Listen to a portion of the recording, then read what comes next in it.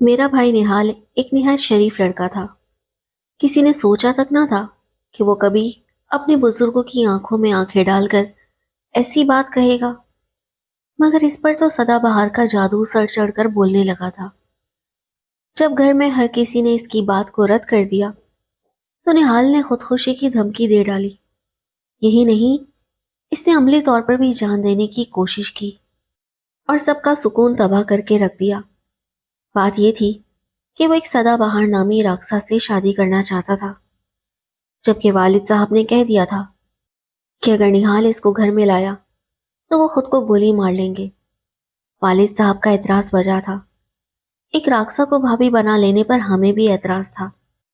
اگر کوئی لڑکی غریب اور بدصورت ہونے کے ساتھ ساتھ لولی لنگڑی بھی ہوتی تو ہم اس کو بھائی کی خوشی اور پسند سمجھ کر قبول کر لیتے، مگر سدا بہار تو ایک ایسی جگہ سے تعلق رکھتی تھی جس کے بارے میں سوچ کر شریف لوگ کانپ جاتے تھے۔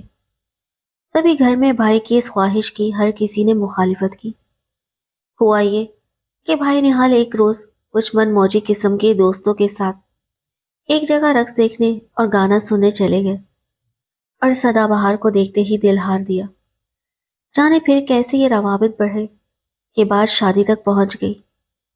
انہی دنوں امی جان نے نہال بھائی کے لیے اپنے رشتہ داروں میں ایک لڑکی پسند کر لی۔ بھیا 5 برس دبئی رہ کر واپس آیا تھا۔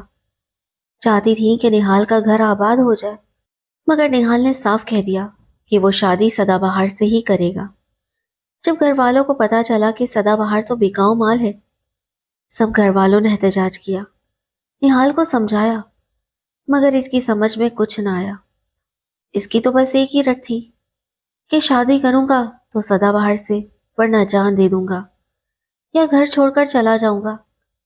اکیلے نہال کا یہ حال نہ تھا، آگ دونوں طرف برابر لگی ہوئی تھی۔ وہ لڑکی 17 سال کی تھی جب سے اس نے نہال کے ساتھ دل کا بندھن جوڑا تھا۔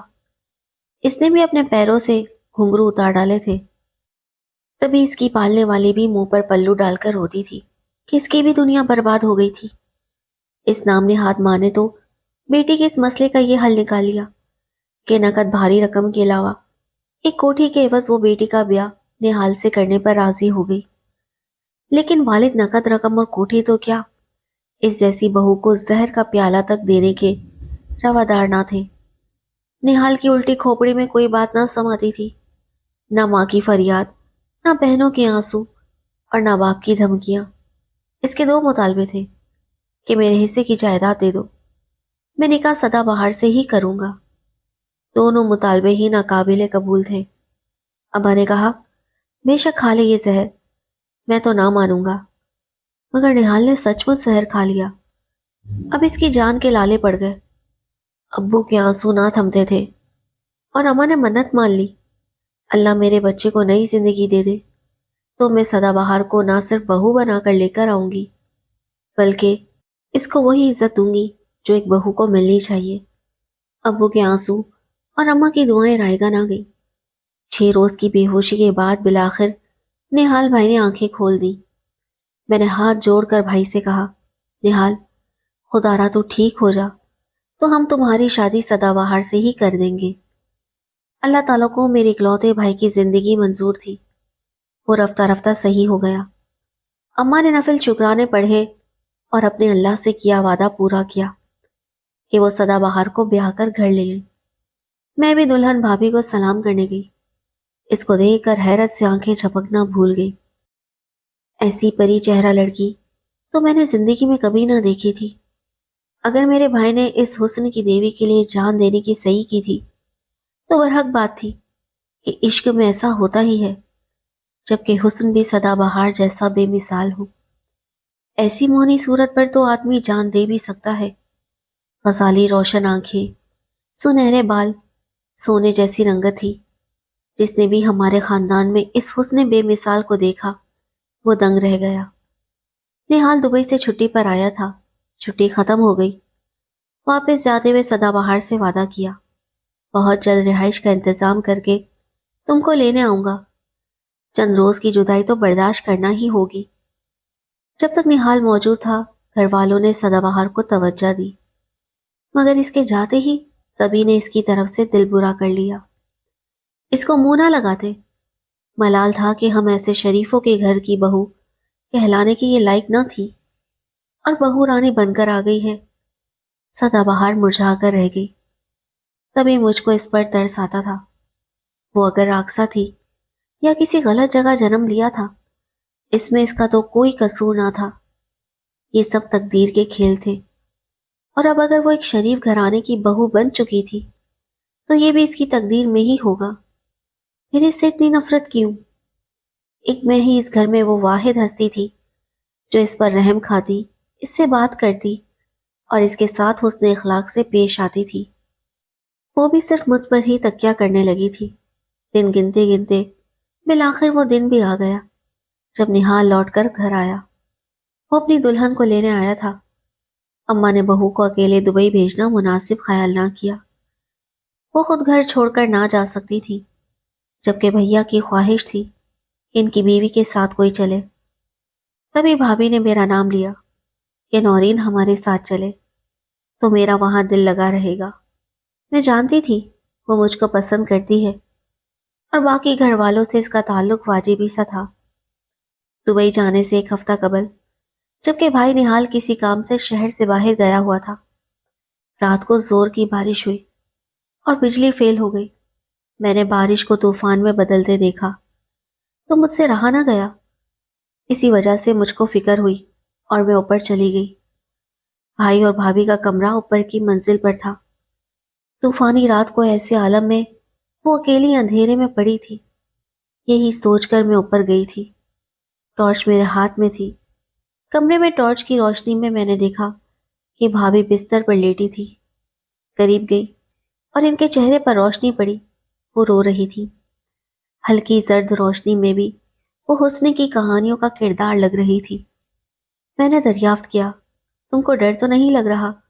ہاں لگ تو رہا تھا، مگر اب نہیں لگ رہا۔ تم جو آ گئی ہو۔ اپنا آیت پا کر وہ میرے قریب آ گئی۔ تیز ہوا کے جھونکے بند کھڑکیوں سے بھی گھسے چلے آ رہے تھے۔ بارش کی بوچھاڑ گھر سے باہر قیامت کا شور برپا کر رہی تھی۔ جب تک قریب جا کر کان میں بات نہ کہو، بات بھی اس شور میں اڑ جاتی تھی اور آواز ٹھیک طرح سنائی نہ دیتی تھی۔ ایسے میں ٹارچ بھی بجھ گئی اور کمرے میں اندھیرا چھا گیا۔ ڈر کر وہ میرے اور قریب ہو بیٹھی، میرے کندھے پر سر رکھ دیا، رو کر اقرار کیا کہ اس گھر میں آ کر اس نے بڑی غلطی کی ہے، کیونکہ گھر کا کوئی فرد بھی اس کو دل سے قبول نہیں کر رہا، اسی لیے ہر وقت اس ماحول میں اس قدم گھٹتا رہتا ہے۔ کہنے لگی، آپا نورین، بس ایک تم ہی ایسی ہو کہ جس سے مجھ کو اپنائیت محسوس ہوتی ہے۔ اگر تم بھی میرا خیال نہ کرتی تو جانے میرا کیا حال ہوتا۔ اس وقت وہ مجھے کوئی راکسا نہیں، ایک بھولی بھالی قابل رحم بچی لگ رہی تھی۔ مجھ کو اس کے دل کے حال کی سنگینی کا احساس ہوا۔ وہ طوفانی رات بیت گئی۔ اس رات میں بھابھی کے ساتھ ان کے پاس سو گئی، کیونکہ بھائی کو اگلے روز واپس آنا تھا۔ اس واقعے کے ایک ہفتے بعد میں نہال بھائی اور سدا بہار بھابھی کے ساتھ دبئی آ گئی۔ نہال بھائی ایک عربی کی کمپنی میں مینیجر تھا۔ وہ صبح کا گیا، شام کو آتا، تب میں ہی بھابھی کو کمپنی دیتی۔ اس دوران ہماری دوستی زیادہ ہو گئی۔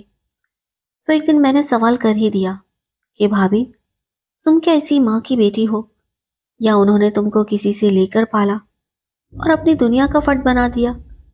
بھابھی بولی، میں اس ماں کی بیٹی نہیں ہوں۔ مجھ کو انہوں نے اس وقت خریدا جب میں 5 برس کی تھی، اور 5 برس کی بچے کی یادداشت ٹھیک ٹھاک ہوتی ہے۔ مجھے اپنے والدین کی شکلیں اور گھر کا نقشہ تک یاد ہے۔ اگر کوئی مجھے اس شہر کے اس محلے میں لے جائے کہ جہاں ہمارا گھر تھا، تو میں اپنے گھر کو پہچان لوں گی۔ یہ کہہ کر وہ رونے لگی۔ بولی، میرا نام سدا بہار میری سما نے رکھا، جس نے مجھے خریدا تھا۔ میرا اصل نام شمسا بی بی ہے۔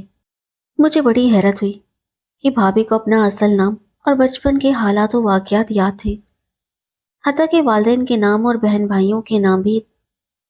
تبھی میرا دل نہایت افسردہ ہوا، یہ سوچ کر کہ جیسی زندگی میں یہ تھی تو اس بیچاری پر کیا گزری ہوگی۔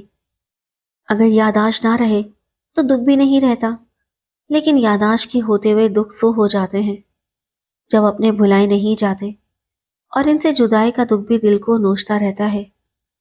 بھابھی تم اپنوں سے کیوں کر جدا ہو گئی؟ کیا ان سے ملنے کی پھر سبیل نہ بن سکی؟ بولی ایک روز امی کے ساتھ بازار آ گئی تھی. وہ کچھ خرید رہی تھی. رش بہت تھا. میں ان سے بھیڑ میں جدا ہو کر ان کو ڈھونڈتی الگ سمت کو چل دی. وہ مجھ کو تلاش کرتی رہی ہوں گی. لیکن میں کچھ دور نکل گئی تو رونا شروع کر دیا. لوگ اکٹھے ہو گئے. تبھی ایک عورت آگے بڑھی. میرا نام پوچھا. لوگوں سے کہا کہ بچی اپنے والد کا نام اور گھر کا نام اور گھر کا پتہ جانتی ہے. میں اس کو کسی مرد کے ہاتھ میں نہ دوں گی. مجھ سے ابو کا فون نمبر پوچھا. میں نے بتایا. وہ مجھے ایک دکان پر لے گئی اور فون ملایا. خدا جانے غلط نمبر جان بوجھ کر ملایا ہوگا. بولی اچھا آپ کی بچی میرے پاس ہے, پتہ لکھوائے میں لا رہی ہوں. پھر دکان والے سے کاغذ پین سے لے کر پتہ لکھا اور مجھے رکشے میں بٹھا لیا اور میرے گھر لے جانے کے بجائے اپنے گھر لے گئی. اس کا شوہر صحیح آدمی نہ تھا. اس نے مجھے میری موجودہ نام نہاد ماں کے پاس لا کر فروخت کر دیا. اور پھر اس کے بعد میرے والدین سے ملنے کی کوئی سبیل نہ بن سکی. ایک آدھ بار کوشش کی مگر تب تک فون نمبر بھول چکی تھی. گھر کا نمبر بھی یاد نہ رہا تھا. صرف ماں باپ کا نام اور ان کے چہرے یاد رہ گئے. یہ سب بتا کر بھابھی بہت دیر تک روتی رہی. میں نے اسے چپ کرانے کی کافی کوشش کی. اس وقت میری عمر 25 برس ہوگی جبکہ وہ 17 برس کی تھی اور بھائی نہال 23 برس کا تھا.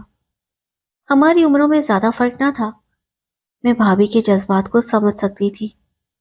اب مجھ کو اور زیادہ اس سے محبت ہو گئی اور میں اس کو اس کے اصل نام شمسا بھابھی کہہ کر بلانے لگی.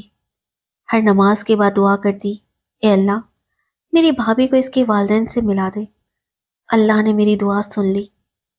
ایک روز ہم دبئی کے ایک مال میں گئے تو میں نے بھابھی کی ہمشکل لڑکی کو دیکھا.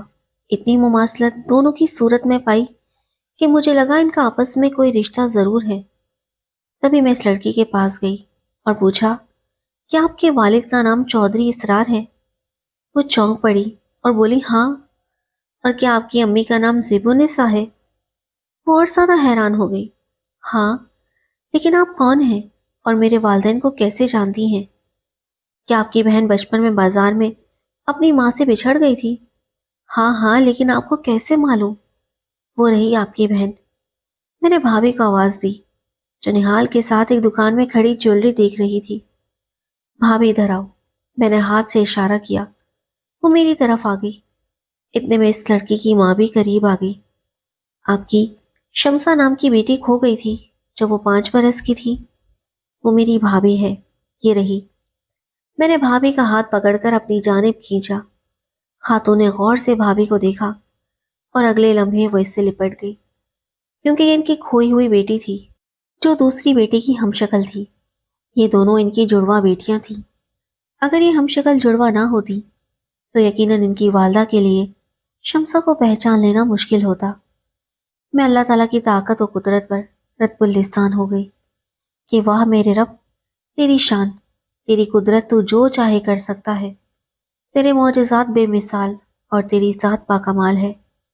اپنے والدین سے ملنے کے بعد بھابھی کو جو سکون ملا اتنا تو شاید اس کے گھر والوں کو بھی نہ ملا ہوگا. تاہم ہم کو اللہ نے یہ دکھلا دیا کہ جس کو تر سمجھ کر ہم اس سے نفرت کر رہے تھے اور اس کو قبول نہ کر رہے تھے, وہ پشاور کے ایک نہایت معزز خاندان کی چشم و چراغ تھی. اور وہ لوگ حیثیت میں ہم سے کہیں زیادہ بڑھ کر تھے. آج بھابھی کو ہم پر فخر ہے تو ہمیں بھابھی پر فخر ہے کہ ان کا حسب نسب اعلیٰ ہے. اور شاید نہال بھائی سے اس کو خدا نے اس لیے ملایا تھا کہ اس کو اس کے گھر اور خاندان والوں سے ملانا تھا. خدا جانے یہاں کتنی ایسی لڑکیاں ہوں گی جو شریف خاندان اور اعلیٰ حسب و نسب کے باوجود غلط لوگوں کے ہاتھوں سے غلط جگہوں پر پہنچ گئی اور اپنا حسب نسب کھو بیٹھی.